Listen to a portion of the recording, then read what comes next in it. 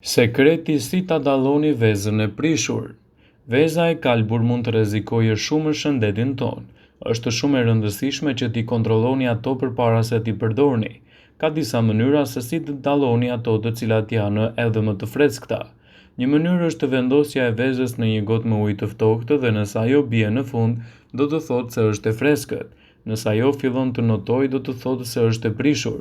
Mënyra tjetër është ta vendosni vezën në një pjatë dhe të shikoni me vëmendje të bardhën dhe të verdhën e saj. Nëse e bardha është e rrëshqitshme dhe jo e fortë, kurse e verdha shumë e ngjeshur, do të thotë se veza është e prishur. Vezët janë një aleat i mirë i organizmit, dhe një mënyrë tjetër është edhe tundja e tyre. Nëse i merrni vezët dhe i tundni, ato do të jenë edhe me një zhurmë të çuditshme nga brenda, kjo do të thotë mos i përdorni pasi janë të prishura. Vëmendje.